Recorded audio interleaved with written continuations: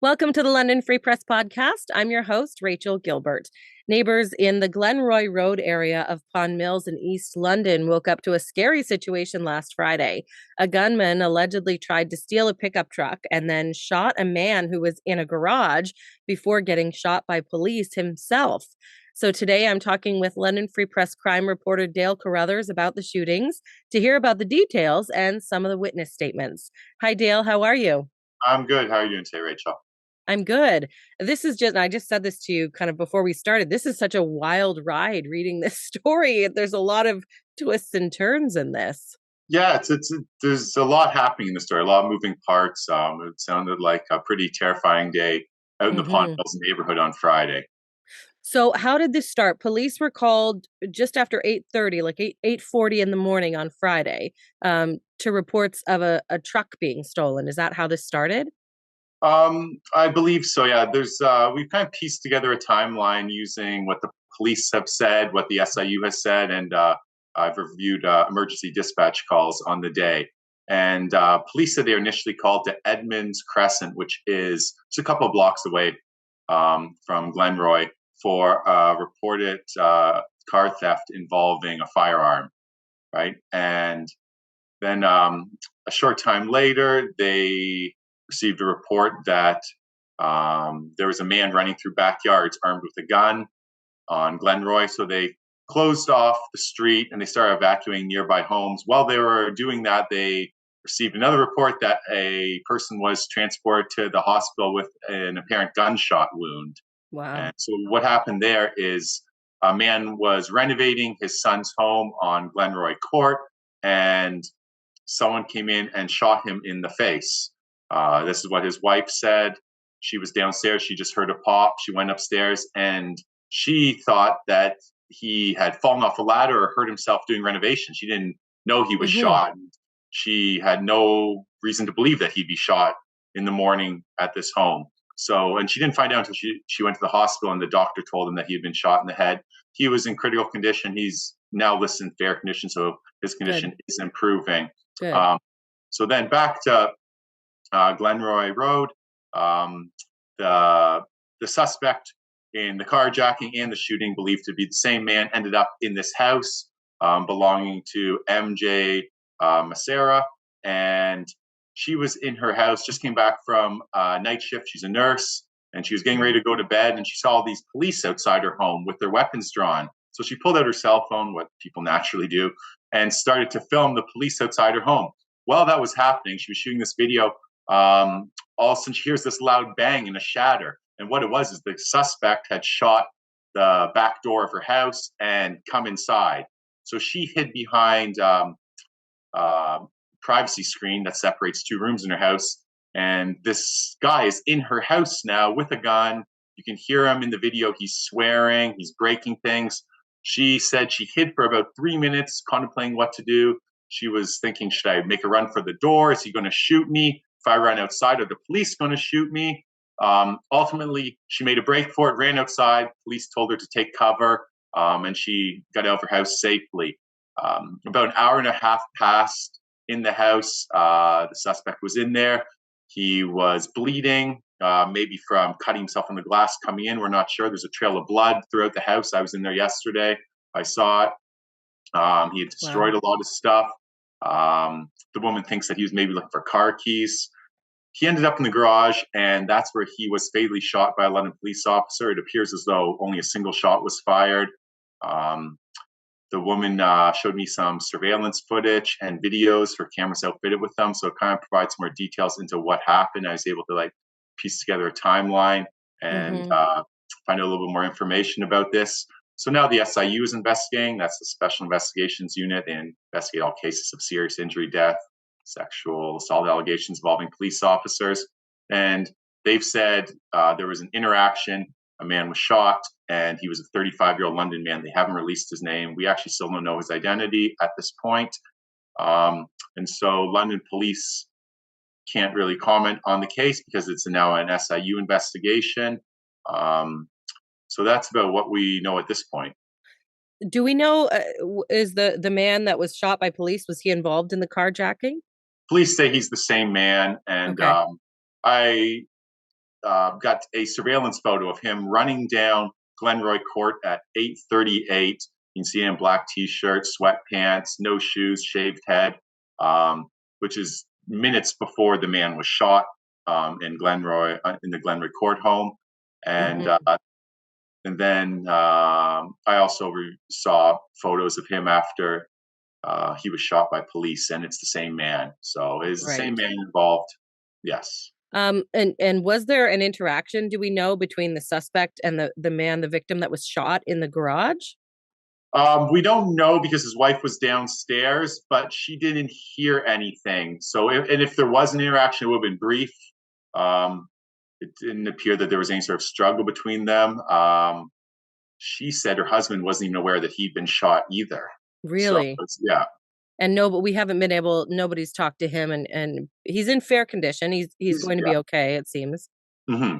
I'm sure police have talked to him or plan Sure. to talk to him, but again, the suspect who shot him has died. So Right. I don't know what Yeah. they'd be looking to find out.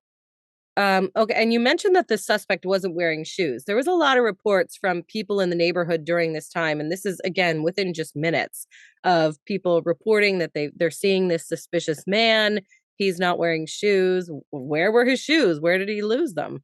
He lost them on Glenroy Court. I spoke to a resident on the street who said the shoes were left in his driveway and police came and picked them up. So why his shoes came off, it's unclear. But he was riding down the street with no shoes. So he would have had no shoes at the time of the shooting. The emergency dispatch call provided a description of him, and he had no shoes at that point too. Mm-hmm, mm-hmm. The truck that he tried to steal originally belongs to TLC Landscaping. Have they commented on this? Did he take the truck? Where's the truck now? Yeah, we're not sure that the truck he originally tried to steal belonged to TLC Landscaping, but Okay. at some point, a TLC Landscaping truck was either stolen or he attempted to steal it. It's unclear. Mm, When I went to the scene Friday night, about several hours after the incident happened, there was a TLC Landscaping truck cordoned off by police tape outside the Glenroy Court home where the man was shot. And the emergency dispatch call described the truck as a blue F-150 TLC Landscaping with a black flatbed. And so that fit the description.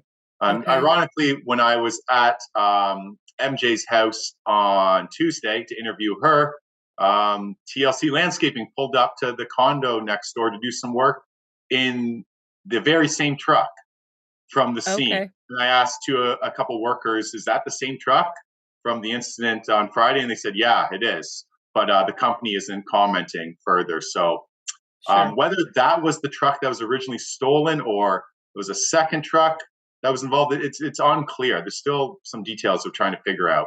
Okay. Now, talking about MJ, and she had just, you mentioned, come home from a night shift. She's a nurse. She obviously went into her house. She saw this police activity outside, but still was able to get into her house I initially. don't know if the police activity was happening when she first came in. Mm, This would have been at about 8:45 when it happened. So, right, the shooting just happened a couple minutes earlier. So it had just okay. happened. So everything was moving quick. So she might have come home before any of that happened, was my understanding. Otherwise, she wouldn't have been able Right. to get into her house. And so she was in there when he broke in and said she was absolutely terrified. Yeah, she was really traumatized by it because she didn't expect. Obviously. No, yeah, right. She Yeah. just Yeah. and with a gun to shoot his way into the house. Um, when I was there on Tuesday, his blood stains are still all over the house, including the garage from where he was fatally shot. Um, she had her insurance company was coming to help to clean up and repair the door and the window that was broken, but she's had to stay in this house with these kind of gruesome reminders about what happened in there. And it's been really difficult for her. On Saturday night, she found a bullet that was fired through the back door. It ended up in the drawer of a table. She saw a Wow. hole in the table and she opened it up, and there was the fired bullet. So it was overlooked. Was that the suspect's bullet? That was the suspect's bullet. The first one he fired into the door. So she showed me photos of that bullet that she found, and then of forensic investigators coming to collect it. And then a couple hours after we spoke on Tuesday, she reached out to me again and said she found another bullet. This one appeared to be an on-fired round, as well as a casing beside it in a spare bedroom. She was going to get her bathing suit Tuesday.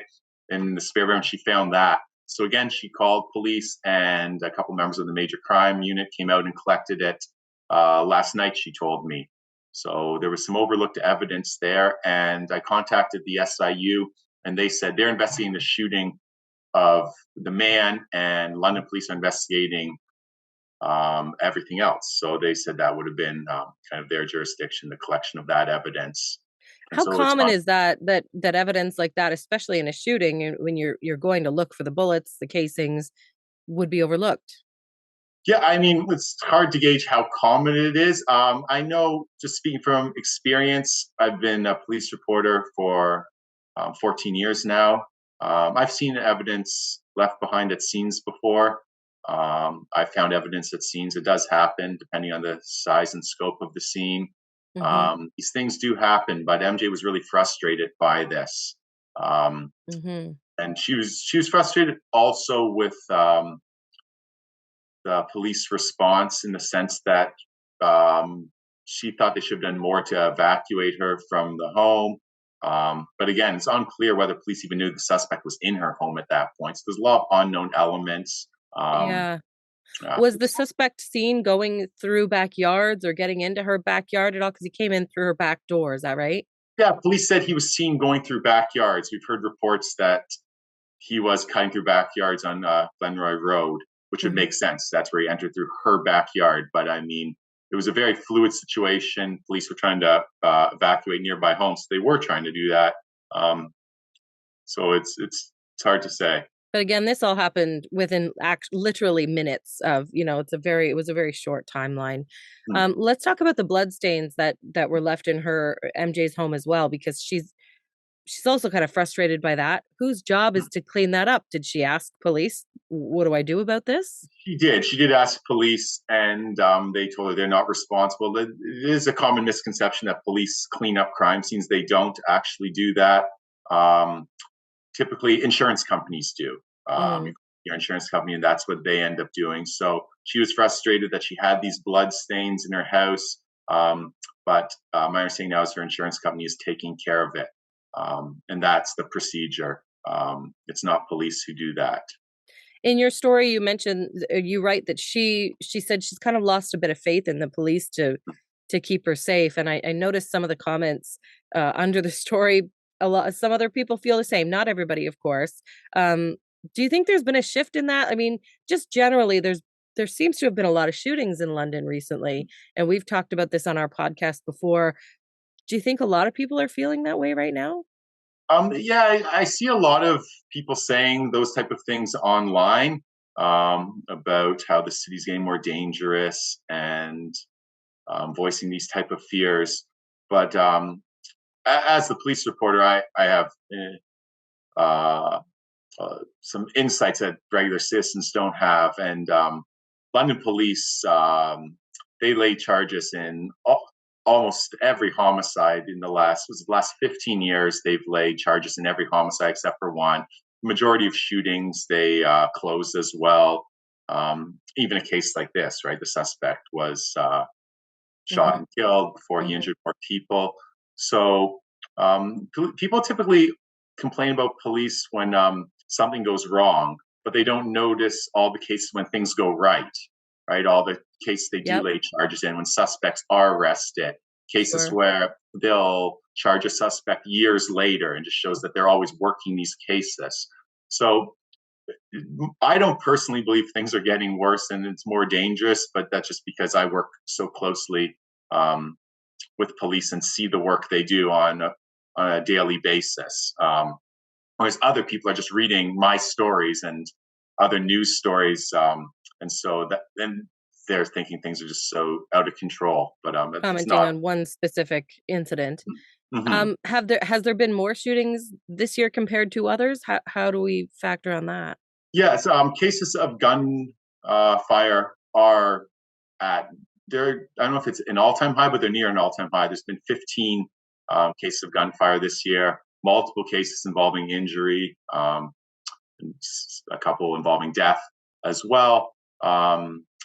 So I don't know if it's an all-time high, but it is pretty high. A couple of years back, there was a lot of shootings as well, and London Police created a specialized task force to deal with that.